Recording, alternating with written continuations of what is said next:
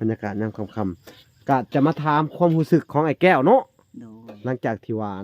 มื้อนี้ก็มีเสาเนาะโดย มาส่งแล้วก็มีไม้เนาะ โดย มีไม้มาส่งทางไอ้แก้วเพิ่นพี่น้องเอ้ย โด เนาะ ย ทางบ่ล่ะก็โอ้รอลุ้นอยู่ดีใจเพิ่นหลายมื้อแล้วเพิ่น โดย สั่งเพิ่นไปเนาะ โดย ก็สิได้ทั้งสิได้ไม่ตรงเลยเนาะ โดย ตรงแล้วก็ไม้คือค้างได้เบิดแล้วพี่น้องไม้ตรง โดย เนาะก็สิได้ซ้ำนั่นแหละแล้วก็เสาเนาะ โดย ทางบ่ล่ะก็เบิดงบประมาณพอดีเลยพี่น้องเอ้ยเนาะหลังจากที่เพิ่นได้ไม้มาเพิ่นก็ว่าอันเกือบ 100% แต่ทางบ่ล่ะว่ามันก็นี่แหละพี่น้องเอ้ยอันก็สิได้หมุ่ง 10% นี่แหละฮะก็ได้เสาเนาะเสาครบ9ต้นแล้วก็ไม้อันคือค้างเนาะได้แล้วก็ตรง ซ้ำนี่แหละค่ะ กระบวนหัว เป็นกับบ่มีเนาะ โดย จริงๆเพิ่นก็อยากซอยหลายๆแหละแต่ว่าน่ะ ได้ทำเหน่เฮาก็เอา แม่นก็คือแบบคืออันทางแม่วราเนาะคือทางแม่อันจันน้อยทางแม่แก้วทางหยังเพิ่นก็เฮ็ดงานได้ โดย ทางแม่ตู้ USA พี่น้องเพิ่นก็เฮ็ดงานหาเช้ากินค่ำ โดย เพื่อสิได้100เหรียญนี่ก็โจนอยากตายเพิ่นว่า โดย เก็บ5เก็บ10 บัดนี้ก็ไปแบ่งให้ทางนี้อีก สู่ต่อไปเด้อเอาบ่ต้องให้ดอกทางนั้นก็เป็นอะไรสิให้เฮ็ดหยังล่ะบัดนี้ทราบซึ้งบ่ แม่นเว้าเรื่องเก่าๆเนาะมันเจ็บปวดได้ทำเหน่โอ้ เว้าเรื่องเก่าๆเนาะ โดย บ่ต้องให้ดอกยายวันเลยเอ้าสู้ต่อไปเด้อ โดย สิเฮายังมีชีวิตอยู่ โดย เนาะโอ้ย ตอนนั้น เนาะ เฮาลำบากมาแต่ก่อนนั่นแหละ แม่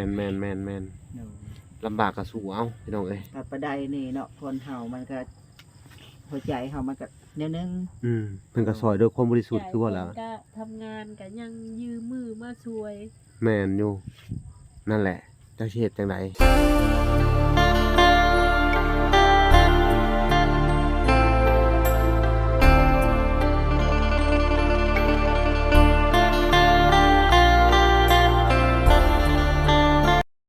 เอาโอเคเนาะพี่น้องเนาะบรรยากาศยามค่ำๆอยู่ที่บ้านอ้ายแก้วคือเก่าเนาะพี่น้องเอ้ยมาเบิ่งซุเพิ่นเฮ็ดกินแรงพี่น้องบ่ฮู้ว่าได้หยังกินเนาะปอโทคือมืดอึมครึมแท้เนาะ โดย อ่า บ่ได้มา เถอะเดี๋ยวสิเปิดไฟให้พี่น้องเอ้ยเอ้า สบายดี สบายดีเด้อสบายดีลูก ตะไป โอ้กลมคักอะไรรอเนาะเอาสบายดีอีกไหม สบายดีเด้อลูก สบายดีลูก ตะปีอาย สบายดี ตะปีอายลูก สบาย สบายดีสบายดีลูกสบายดีนบปาเถอะ คนน้อยยังว่าบ่เป็น ได้หยังกินเห็นหยังกินหยังของคำนี่ สบายดี สบายดี ปล เด้ อ อ ดภัย ทอดไข่สู่ลูกสู่เต้ากินเนาะ โดย มีตำหมักแตงเข้าไปอีกบาทไปพี่น้องกูทอดไข่โอ้คักหลายหนึ่งข้าวสุกเลยเนาะ สุกแล้ว เด็กน้อยกำลังหิวข้าวเนาะ โดย เอ้าสิมานั่งพูดคุยกันลิ้นย้ำคำๆพี่น้องเอ้ยเนาะอยู่ทางบ้านเบาแก้วเพิ่นเป็นจังไดคือว่าไปใส่หมองอีกมื้อนี้มื้อเช้านี่หมานเนาะ แม่นี่ไปอีก ไปอีกโอ้ดี ไปสองคนกับเบาสัญญา โอ้ดุขนาดเนาะมื้อนี่คือสิได้หลายอีกเนาะ ได้หลายก็ดี พอดีได้กินตอนเช้าเนาะ โดย อันมาบ่ทันเนาะสุเจ้าไปแต่โดนเติมเนาะ โดย ว่าสิพาไปเอาแยงว่าสิพาไปซื้อตู้เย็นกันบ่ได้ไปซ้ำ เนาะถ่าอยู่เวลาก็ถ่าเพิ่นอยู่พี่น้องเอ้ยเนาะ โดย แต่บ่เป็นหยังเท่าว่าฝนตกแนวเว้นนี่เนาะ โดย เป็นชั่วโมงหลังจากที่เขาได้ไม้มาเนาะ โดย เขาได้ไม้มาฝนตกเนาะ โดย พื้นที่มันก็เปียกเปื้อะพี่น้องเอ้ยดินถมใหม่มันก็ติดมือติดเท้าติดเกิบติดอย่างน้องไปใช้ก็ยากลำบากเนาะ โดย โอ้ยฝนตกพี่น้องเอ้ยยามนี่ก็ได้เนาะกำลังสิกินข้าวค่ำเนาะยามค่ำๆให้เด็กน้อยกินก่อน โดย ผู้ โอ้ ใหญ่ค่อยกินตำลัง โดยเนาะ โดย หมานว่ะสั้นได้ไปใส่หมองกระเช้านี่ก็ได้กินเนาะ โดย อีหยังน่ะฮะ ขนม อืม กบ ลูกอม เจ็บคออย่ากินหลายเด้อเอาเดียวพี่น้องเอ้ยเนาะบรรยากาศยามค่ำๆก็จะมาถามความรู้สึกของไอ้แก้วเนาะ โดย หลังจากที่ว่า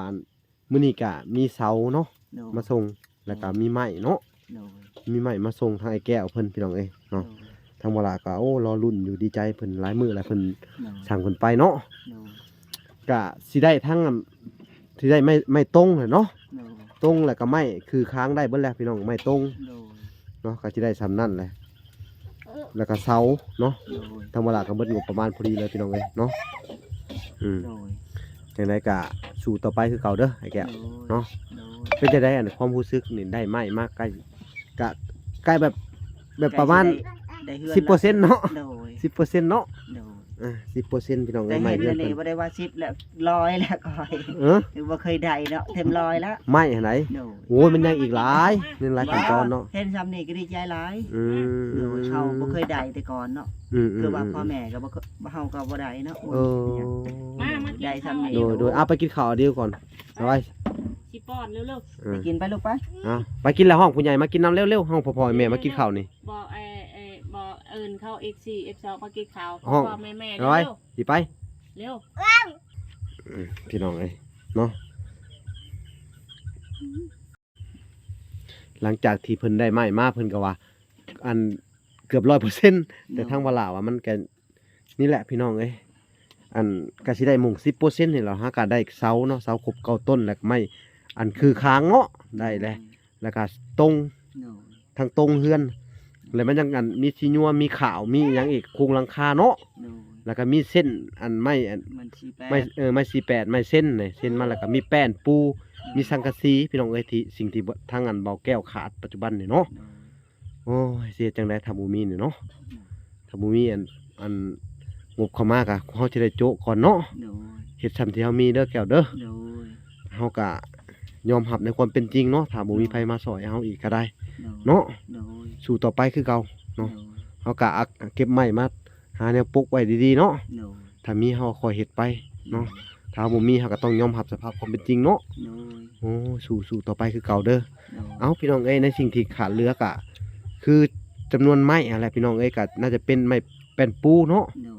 แล้วก็สีญัว โดย แล้วก็ตรง โดย ไอ้ตรงนี่ได้แล้วเส้นเนาะ ไม่เซ็น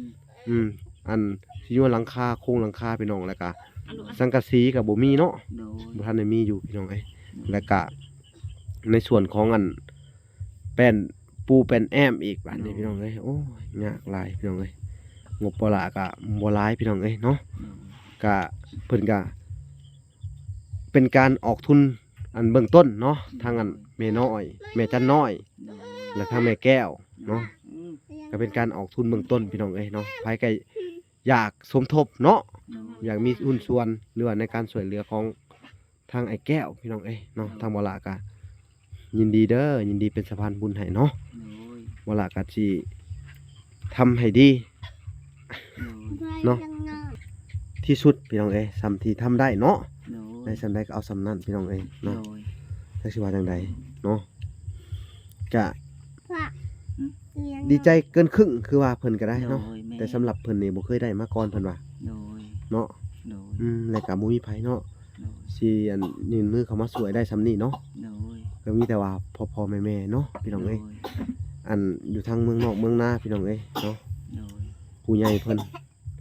บ่ล่ะก็อาศัยอันพึ่งบารมีเพิ่นเนาะแล้วก็บ่แก้วคือกันพี่น้องเอ้ย โดย เนาะ แม่ อืม แม่ยังนอน จักสิเฮ็ดจังไดต่อไปบาดนี้สู้เด้อ เอานอนมาอ สู้ ยู่ ให้แก้วเอ้ยเนาะ โดย ถ้าเกิดว่าเอ้าเฮายังบ่ฮู้อนาคตว่าสิเป็นจังไดเนาะมีแต่ให้กำลังใจเพิ่นไว้ก่อนพี่น้องเอ้ยเนาะ ว่า เนาะก็สู้ไปเรื่อย ฮัลโหล ๆเนาะ น้ำแม่ ก็บางเทื่อก็จักสิว่าจังไดพี่น้องเอ้ย ว่า โดย ถ้าบ่มีวาสนาก็อยู่ตามเวรตามกรรมเฮาเนาะ โดย อยู่เฮาได้ซำนี้แล้วเฮาก็พอใจแล้วเนาะ โดย เครื่องมือหาอยู่หากินก็ได้ โดย มื้ออื่นนี่ไปเอาแยงได้มื้ออื่นนี่เนาะ โดย ไปเอาอีหลีได้พี่น้องเอ้ยเนาะมีแต่มาใช้อันเขาเอิ้นว่าตัดอัน ไม่มาใส่ ตัดคันมันหั่นนะ โดย คันแยงเนาะ โดย คันแยงเลย ยัง มื้ออื่นอยากไปลองแยงใหม่อยู่ ดีใจอยู่บ่ หืม มันอยากนอนมันนอน เอาไปเอานอนนี่ นอนลูก นอนกับแม่ เอา เอ้าจังได๋ก็อย่าบาดนี่พี่น้องเอ้ย โดย เฮาก็สิเบิ่งความเป็นจริงพี่น้องเอ้ยเนาะ โดย เฮาก็สิถ่ายไปเรื่อยๆเนาะทุกชามมีอันผู้ใหญ่มาเพิ่มเติมอีกถ้าบ่มีก็บ่เป็นหยังพี่น้องเอ้ยก็มีแต่บ่ขอหยังก็ขอพี่น้องเอ้ยขอกำลังใจพี่น้องเอ้ยกดไลค์กดแชร์กดติดตามไว้เพื่อเป็นกำลังใจพี่น้องเอ้ยเนาะเพื่อมีอันพ่อๆแม่ๆหรือว่ามีผู้ใหญ่ใจดีอันคนใดคนหนึงมาเพิ่มเติมอีกเนาะคนละเล็กละน้อยเนาะ โดย ก็ยังดีเนาะ โดย บ่อันเฮาบ่ติบ่ว่าพี่น้องเอ้ยคนละ5คนละ10เนาะ โดย 10 20,000ก็ได้เนาะ โดย บ่ได้อันเพิ่มซื้อตะปูเก็บไว้บาทนี่เนาะ โดย ก็คือว่าในส่วนของเงินผู้ใหญ่ที่เอาให้เจ้าก็เก็บไว้วางนำเด้อ โดย เพราะว่าเฮามองบ่เห็นอนาคตเด้ แม่น ว่าอันผู้ใหญ่เพิ่นสิหยุดช่วยมื้อใด เนาะ โดยโดย อันนี้เขาก็บ่แน่ใจคือกันว่าสิได้หรือบ่ได้เนาะ โดย มันขึ้นอยู่กับวาสนาเฮาเองเด้อ โดย เนาะ โดย จักสิว่าจังไดพี่น้องเอ้ยนี่แหละ มันก็เป็นการอันวัดดวงของเฮาคือกันเนาะชีวิตของเฮาเคยถูกข์มาแล้วก็บ่แน่อาจสิทุกข์คือเก่าอีกก็ยังบ่ฮู้เนาะแต่ว่าเฮาได้ซำนี้เนาะ โดย เฮาก็ดูแลเอาไปก่อนเนาะ แม่น ซำที่เฮามีเนาะ โดย ก็เครื่องมือหาอยู่หากินก็อันคือเป็นแยงเป็นอันมองก็ใช้ไปคือเก่าเนาะดูเด้อ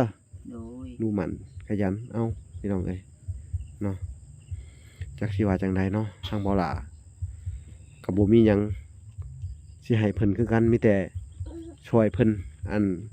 ในการ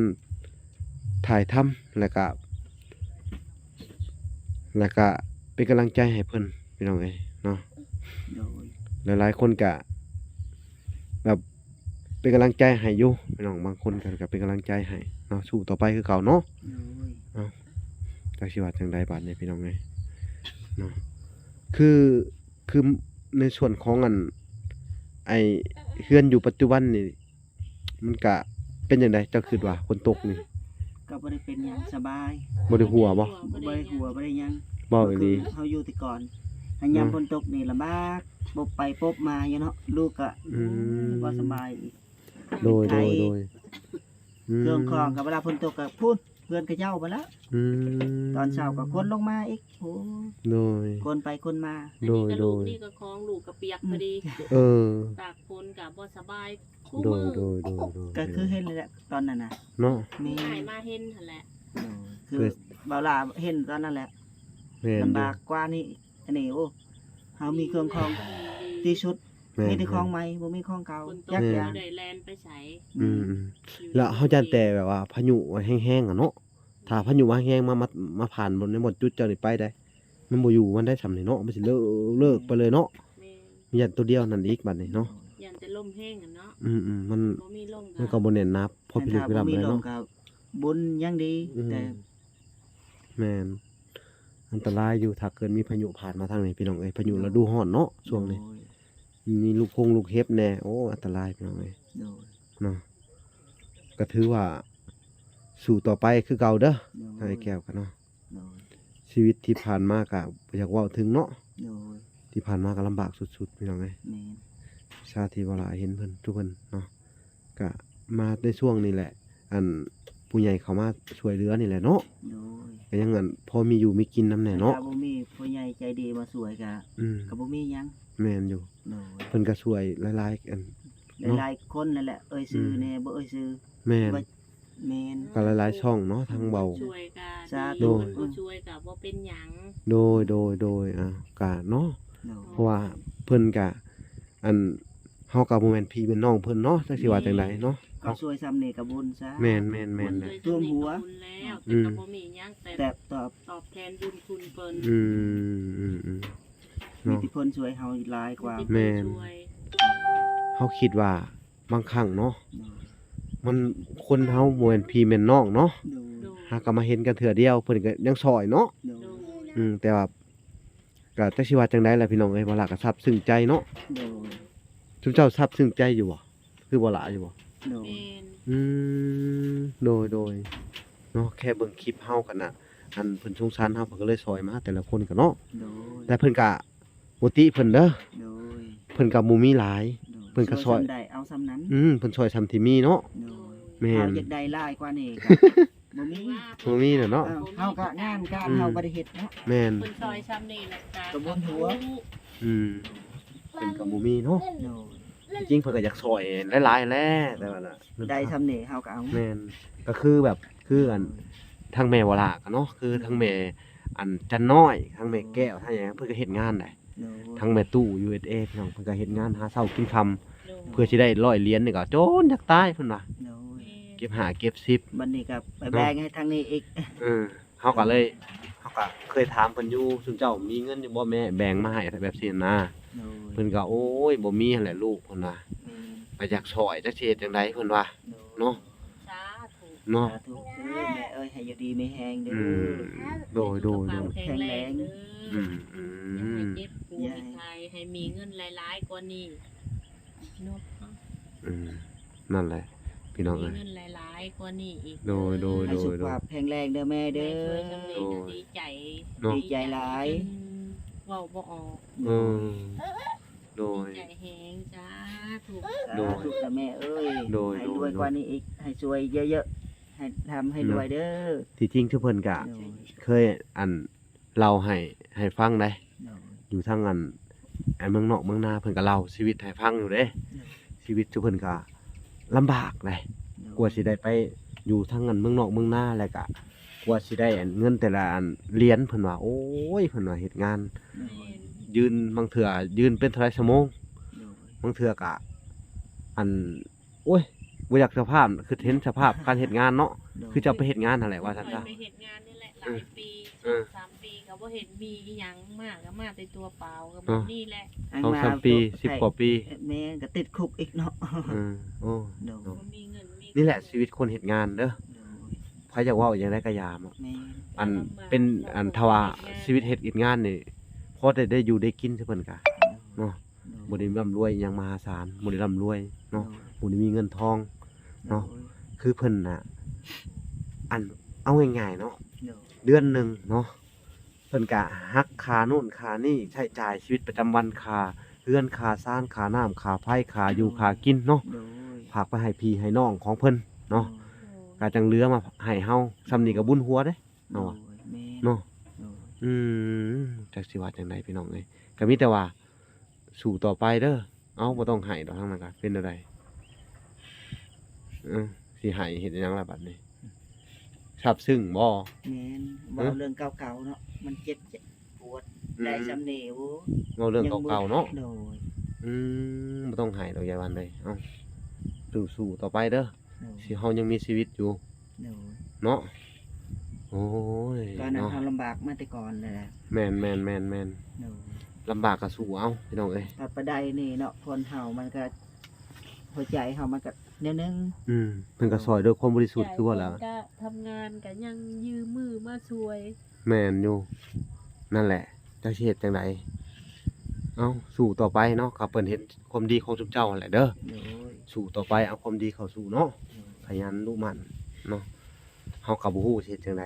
พี่น้องเอ้ยอันนี้ก็คือความรู้สึกจากใจของทุกเพิ่นเนาะ แม่นคนช่วยสำเร็จกับพวกบุญ อืม หลายเติบ โดย ที่ยังเพิ่นให้เฮาก็รักษาไว้เก็บ โด บ่ ย ให้เฮ็ดแบบนั้นนั่นนี่ โดย รั นั่ ก นแห ษา ละ แบบบ่ต้องคิดว่าบ่แม่นเฮาซื้อก็แม่นผู้ลางคนก็คิดแต่นี่บ่ได้คิดแบบนั้น เอาบ่ต้องให้ดอกอันดีใจไว้เนาะ โดย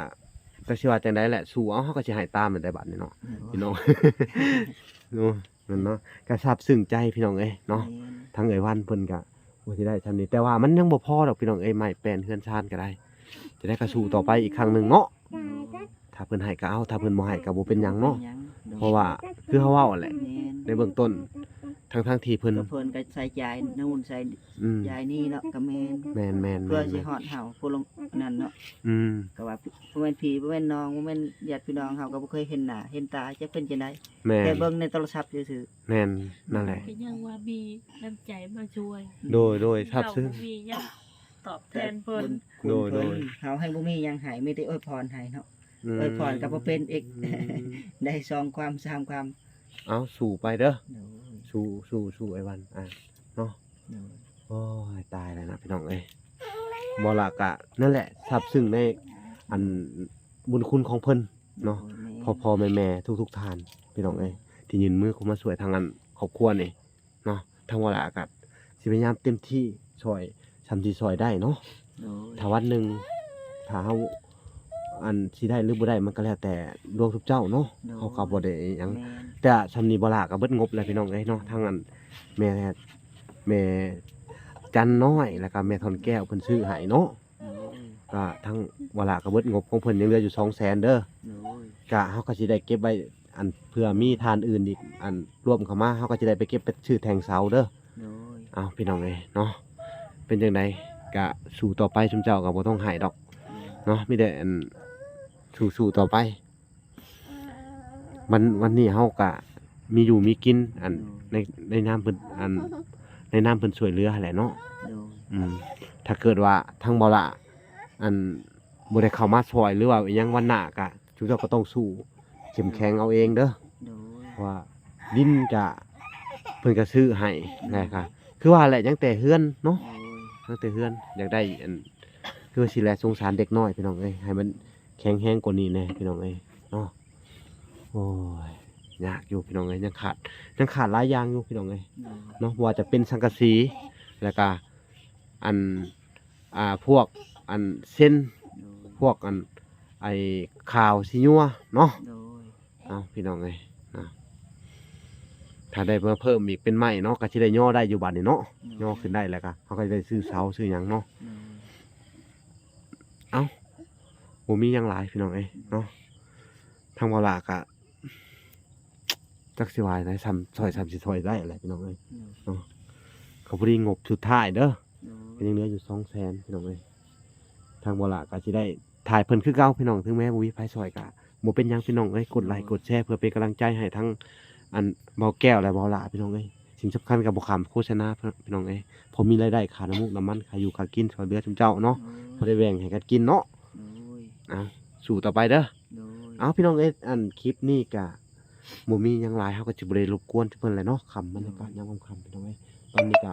ประมาณนั้นทุ่มหนึงหรือว่าประมาณ 7:00 นเนาะ โดย อ้าวคันลังสนแรงสนง่ายกันอยู่พี่น้องเอ้ยเพิ่นก็ลังเริ่มให้ลูกกินข้าวกินน้ำ โดย ทั้งเจ้าก็บ่ทันได้กินเนาะ โดย เอ้าวันนี้ก็ไปกินข้าวเด้อ โดย เวลาก็สิได้ปิดคลิปก่อนพี่น้องเอ้ยมื้อนี้จังพอกันใหม่เนาะแต่เช้าๆพี่น้องเอ้ยก็สิเบิ่งเงินเพิ่นสอนป้า